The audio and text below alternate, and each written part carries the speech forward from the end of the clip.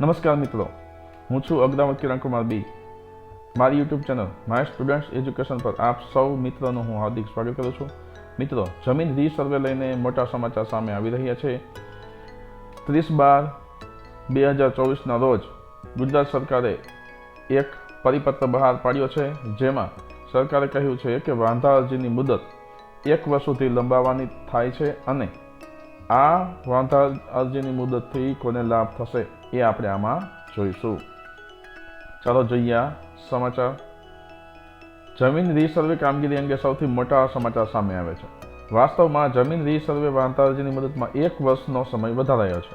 આ અંગે મહેસૂલ વિભાગ દ્વારા સત્તાવાર પરિપત્ર જાહેર કરવામાં આવ્યો છે, જેમાં વાંધા અરજી કરવાનો સમય 1 વર્ષ વધારવામાં આવ્યો છે. વાંધા અરજી 31 ડિસેમ્બર 2025 સુધી કરી શકાશે. રાજ્યના મહેસૂલ વિભાગ દ્વારા કરાયો પરિપત્ર. રાજ્યમાં ખેતીની જમીનના રેકોર્ડ રીસર્વે પ્રમોગલેશનની ક્ષતિઓ દૂર કરવા અરજી માટેની તારીખ લંબાવવામાં આવી છે, જેમાં 1 વર્ષ સુધીનો સમય વધારવામાં આવ્યો છે. હવે 31/12/2025 સુધીમાં ક્ષતિ દૂર કરવા માટેની અરજી કરી શકાશે. તેમજ રાજ્યના 33 જિલ્લામાં આ કામગીરી હાથ ધરવામાં આવી છે. જોકે આ મુદત દરમિયાન પણ સંપૂર્ણ ક્ષતિ જો સામે વાંધા અરજી કરવામાં રહી ગઈ હોય તો સરકારે તક આપી છે, જેને રાજ્યના મહેસૂલ વિભાગ દ્વારા આ પરિપત્ર કરાયો છે. કલેક્ટર અને જમીન માપણી અધિકારીઓને અમલ કરવા કહેવાયું. ગુજરાતમાં વિકાસ અને ખેતીની જમીનમાં બિનખેતી એને રૂપાંતરણ તેમજ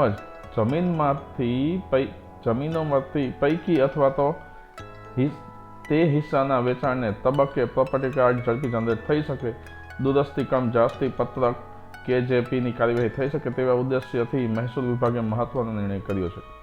જમીનમાં હિસ્સા માપણીની અરજી અર્જન્ટ ગણી તેમાં ફી રિસિપ્ટ જનરેટ થયાથી 21 દિવસમાં જ માપણી પૂર્ણ કરવા અથવા એવી અરજીનો નિકાલ કરવા આદેશ થયો છે. મહેસૂલ વિભાગના નાયબ સચિવ પ્રેરક પટેલની સહીથી પરિપત્રનો તમામ કલેક્ટર તેમજ જમીન માપણી દફતર અધિકારીઓને અમલ કરવા કહેવાયું હતું. મુખ્યમંત્રીએ ઠરાવ પ્રસિદ્ધ કરવાના આપ્યા દિશા નિર્દેશો. જે ખેડૂતોની તમામ જમીન સંપાદિત થઈ ગઈ હોવા છતાં પ્રમાણપત્રના અભાવે બિન ખેડૂત બન્યા હોય તેવા ખેડૂતોના વિશાળ હિતમાં ખેડૂત પ્રમાણપત્ર મેળવવાની સુલભતા કરતી એક તક આપવા મુખ્યમંત્રી ભૂપેન્દ્ર પટેલે વધુ એક હિતકારી નિર્ણય કરીને તે અંગેનો ઠરાવ પ્રસિદ્ધ કરવાના દિશા નિર્દેશો આપ્યા છે.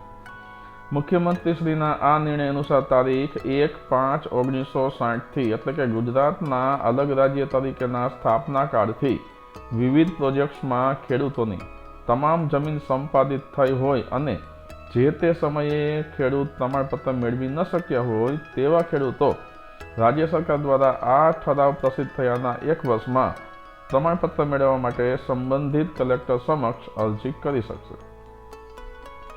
ખેડૂતો કરતા હતા મુખ્યમંત્રીશ્રીને અવારનવાર રજૂઆતો. આ ઉપરાંત જે ખેડૂત પોતાના ખાતાના સર્વે નંબર પૈકી બચત રહેલો એકમાત્ર સર્વે નંબર બિનખેતી કરાવે તેના કારણે ખેડૂત મટી જતા હતા. આવા કિસ્સામાં ખેડૂત પ્રમાણપત્ર મેળવવાની કોઈ જોગવાઈ ન હોવાને કારણે ખેતીની જમીન ખરીદવામાં તેઓ મુશ્કેલી અનુભવતા હતા. એવી રજૂઆતો મુખ્યમંત્રી સમક્ષ અવારનવાર ખેડૂતો દ્વારા કરવામાં આવી હતી.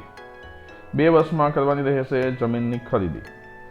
આવી રજૂઆતોના સંદર્ભમાં મુખ્યમંત્રી ભૂપેન્દ્ર પટેલે એવો નિર્ણય કર્યો છે કે હવે પછી પોતાની ખેતીની જમીનનો છેલ્લો સર્વે નંબર પણ બિનખેતી થયા બાદ કોઈ ખેડૂત પ્રમાણપત્ર માગે તો આવી જમીન બિનખેતી થયા બાદ 1 વર્ષમાં ખેડૂત પ્રમાણપત્ર આપવાનું રહેશે.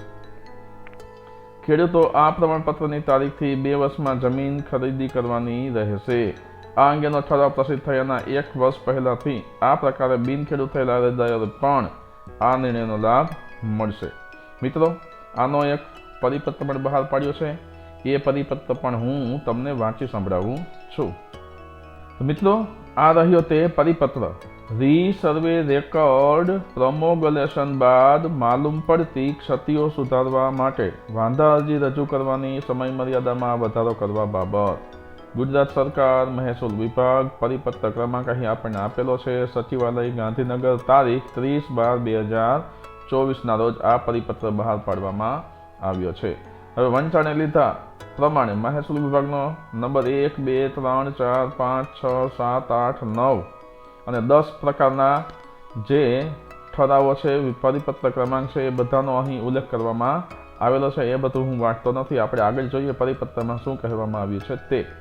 પરિપત્રમાં આ પ્રમાણે કહેવામાં આવ્યું છે કે રાજ્યમાં ખેતીની જમીન રીસર્વે માટે digital India land record modernisation programme હેઠળ ખેતીની જમીનની માપણી કરી પ્રમોગલેશન કરવાની કામગીરી કુલ 33 જિલ્લામાં હાથ ધરવામાં આવેલ છે. પ્રમોગલેશન પછી રીસર્વે રેકર્ડમાં ખાતેદારો દ્વારા રેકર્ડની ક્ષતિઓ સુધારવાની રજૂઆતો આવે છે. કાયદાકીય જોગવાઈ હેઠળ પ્રમોગલેશન પછી રેકર્ડમાં ક્ષતિઓ સુધારવા નારાજ અરજદારે જમીન મહેસૂલ અધિનિયમની કલમ નંબર 203 હેઠળ અપીલ કરવાની જોગવાઈ છે.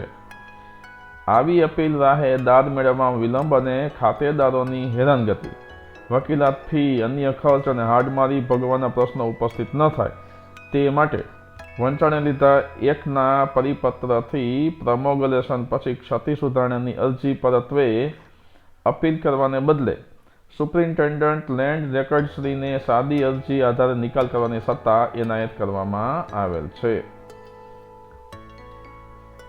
આ બાબતે મહેસૂલ વિભાગ દ્વારા ખેડૂત ખાતેદારોને રીસર્વે પ્રમોગલેશનમાં થયેલ ક્ષતિ સુધારવા માટે સાદી અરજી કરવાની સમયમર્યાદા વંચાણે લીધા 2 થી 10ના પરિપત્રોથી નક્કી કરવામાં આવેલ હતી.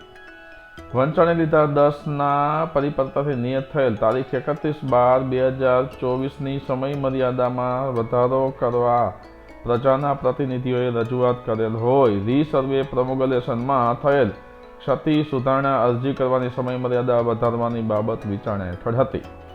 આથી આવા ખેડૂત ખાતેદારોને પણ અરજી કરવાની તક મળી શકે તેમજ પ્રમોગલેશન પછી ક્ષતિ સુધારવામાં હેરાનગતિ ન થાય અને વકીલ ફી ખર્ચ ન થાય તે હેતુથી હવે ખાતેદારો તરફથી રજૂ થતી અરજીઓ માટે નિયત કરેલ સમયમર્યાદા વધારીને તારીખ 31/12/2025 સુધી લંબાવવામાં આવે છે.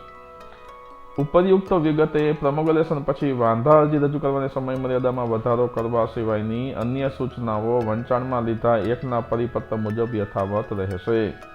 આ સૂચનાઓનો તાકીદે અમલ કરવાનો રહેશે. ગુજરાતના રાજ્યપાલશ્રીના હુકમથી અને તેમના નામે. પ્રેરક જે પટેલ, નાયબ સચિવ, મહેસૂલ વિભાગ, ગુજરાત સરકાર. અને કોને કોને આ પરિપત્ર દ્વારા જાણ કરવામાં આવેલી છે એ પણ અહીં આપણને જોવા મળે છે.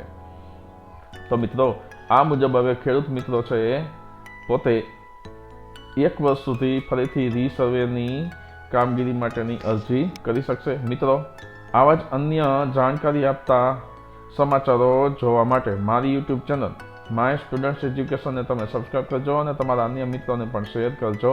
ધન્યવાદ.